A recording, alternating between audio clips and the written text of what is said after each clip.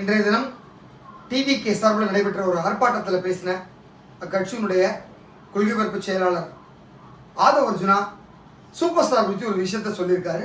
ஆக்சுவலாக அரசியலுக்கு வரப்போகிறேன் அப்படின்னு சொல்லி சூப்பர் ஸ்டார் அறிவித்தார். ஆனால் அவர் திமுக பயங்கரமாக மிரட்டினாங்க. திமுக குடும்பத்தினுடைய மிரட்டலின் பேரிலேயே தான் அவர் அரசியலில் வரணும் அப்படிங்கிற அந்த ஒரு எண்ணத்திலேருந்து பின்வாங்கினார். அவர் சிஸ்டம் சரியில்லை, ஒட்டுமொத்த சிஸ்டத்தை மாற்றணும் அப்படின்னு ஒரு நல்ல எண்ணத்தோட அரசியலுக்கு வரணும்னு ரஜினிகாந்த் விரும்பினாரு. ஆனால் அதை திமுக வரவிடாமல் தடுத்துட்டாங்க அப்படிங்கிற மாதிரி ஒரு குற்றச்சாட்டை இன்னைக்கு ஒரு நிகழ்ச்சியில் சொல்லியிருக்காரு. அதை விட ரஜினியை நான் விமர்சிக்கணும் அப்படிங்கிற ஒரு எண்ணத்தில் இதை சொல்லலை. ஆனால் இது நடந்தது.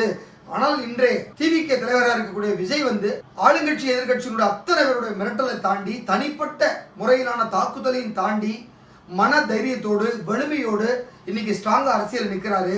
அதனால தான் அவர் பின்னாடி நாங்கள் நிற்கிறோம் அப்படிங்கிற மாதிரி ஒரு தகவலையும் ஆதவ் அர்ஜுனா சொல்லியிருக்காரு. ஸோ அந்த ஒரு தகவல் தான் இன்னைக்கு ரஜினி ரசிகர்கள் மற்றும் விஜய் ரசிகர்கள் 2 பேருமே திரும்பி பார்க்க வச்சிருக்கு.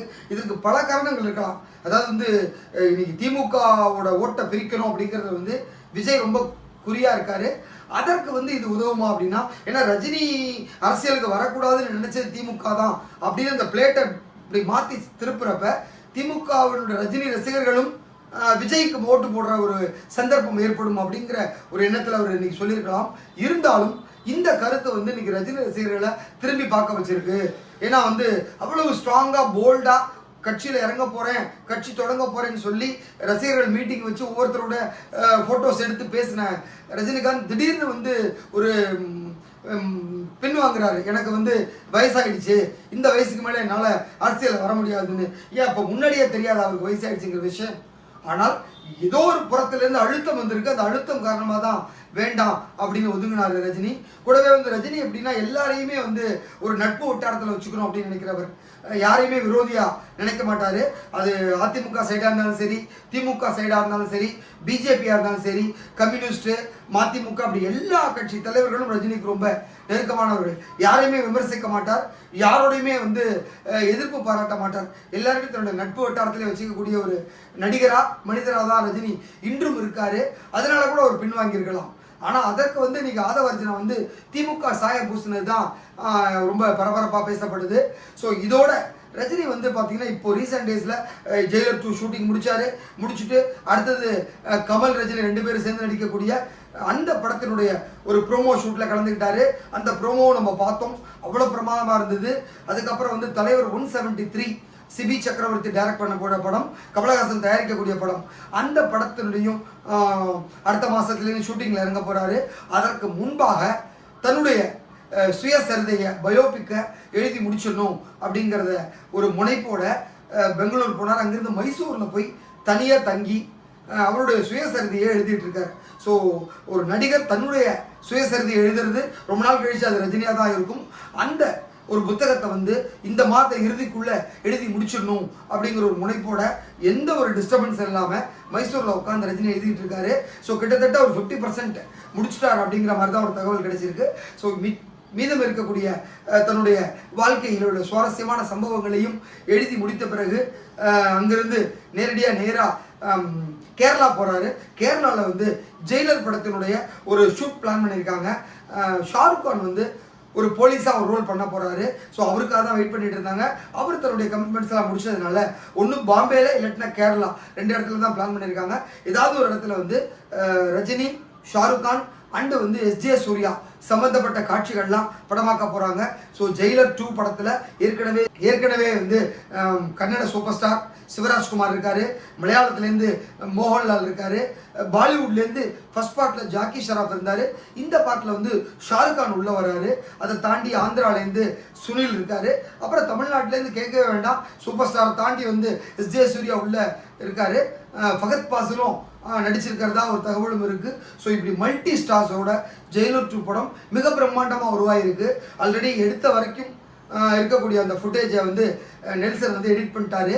இப்போ பேக்ரவுண்ட் ஸ்கோருக்காக அன்னி டேபிளுக்கு போயிருக்கு. மிச்சம் இருக்கிற இந்த ஒரு பேட்ச் ஒர்க்கையும் முடிச்சு ஒட்டு மொத்தமாக டப்பிங்க்கு இறங்க போகிறாரு.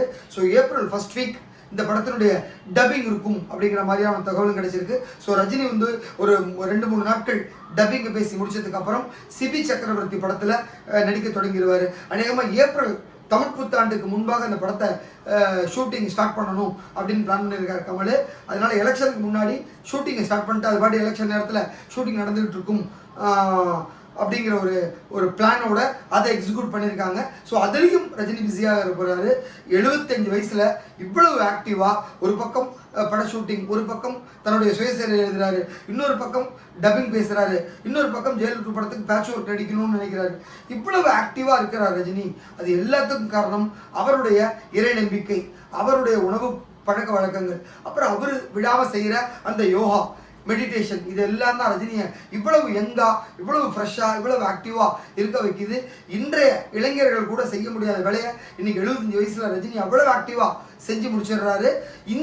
இது எல்லாத்துக்கும் அவருடைய பிரெயின் இன்னும் அவ்வளோ ஷார்ப்பாக ஒர்க் பண்ணுறது தான் அது காரணம். தன்னுடைய வயதை மீறி இன்னைக்கு மனதால் வந்து தான் ஒரு இளைஞன் போன்று 25-35 வயசு இருக்கக்கூடிய ஒரு இளைஞன் போன்று தன்னை நினைச்சுக்கிட்டு சுரண்டு வேலை பார்க்குறார் ரஜினி.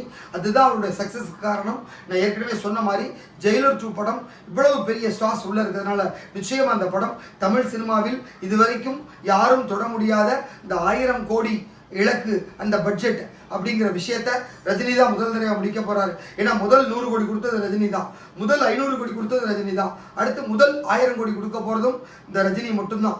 இது எல்லாமே the one and one super star Rajinikanth அவரால் மட்டும்தான் முடியும். அதை வந்து நிச்சயமா நெல்சன் முடிச்சு காட்டுவாரு. அதில் மிஸ் ஆச்சு அப்படின்னாலே கமல் ரஜினி 2 பேரும் சேர்ந்து நடிக்க போற படம் இல்லை தலைவர் 173, இதில் ஏதாவது ஒரு படத்தில் நடத்தி காமிச்சிருவாரு ரஜினி. அதனால நிச்சயமா இது வந்து ஒரு பேன் இண்டியா லெவலில் பேசப்படக்கூடிய படமாக இருக்கும். அந்த அளவுக்கு ஜெயிலர் 2 வந்து பயங்கரமாக ஷார்ப் பண்ணியிருக்காரு நெல்சன். எல்லா விஷயங்களும் உள்ளே கொண்டு வந்து எல்லாரும் ரசிக்கக்கூடிய ஒரு படமாக இருக்கும். விரைவில் அந்த படத்தினுடைய அத்தனை வேலைகளும் முடிந்து அநேகமாக அந்த படத்தை வந்து ஆகஸ்ட் 10 கொண்டு வரதுக்கு ஒரு பிளான் இருக்குது. அது மிஸ் ஆச்சு அப்படின்னாலே அடுத்த செப்டம்பர் விநாயகர் சதுர்த்திக்கு 5 படம் ரிலீஸ் ஆகிடும். ஸோ இது ஆகஸ்ட் செப்டம்பரில் கன்ஃபார்மாக படம் ரிலீஸு. ஏன்னா பொங்கலுக்கு வந்து சிபியினுடைய 173 படம் ஆல்ரெடி சொல்லியாச்சு, அடுத்த ஆண்டு பொங்கலுக்கு நாங்கள் வரோம் அப்படின்னு. அதனால் அதுக்கு முன்னாடி எப்படியா இந்த படத்தை ரிலீஸ் பண்ணி இதை ஒரு 4 மாதம் இந்த படத்தினுடைய ஒரு வைப்ஸ்லேயே கொண்டு போகணும். அதுதான் நெல்சனோட பெரிய பிளான். ஸோ அணியை வந்து வேறு புது படங்களை கமிட் பண்ணாமல் சூப்பர் ஸ்டார் படத்தோட பேக்ரவுண்ட் ஸ்கோர் ஒர்க்கு இறங்கிடுவார். அதுக்கான பாடல் கம்போஸில் இருக்கார் அப்படிங்கிற ஒரு தகவலும் கிடைச்சிருக்கு. ஸோ ரஜினி இன்னைக்கு வந்து யார் தொட்டாலும் அவர் தான் வந்து சென்சேஷனாக மாறுறாரு. அவர் தான் வந்து இன்னைக்கு ட்ரெண்டிங்கில் இருக்கார் அப்படின்னு சொன்னால் அது மாற்று கருத்து இல்லை. அதனால தான் இன்னைக்கு ஆதவ அர்ஜுனாவும் ரஜினியை பற்றி ஒரு பேசி சென்சேஷனை கிரியேட் பண்ணியிருக்காரு. ஸோ வெயிட் பண்ணி பார்க்கலாம். நன்றி.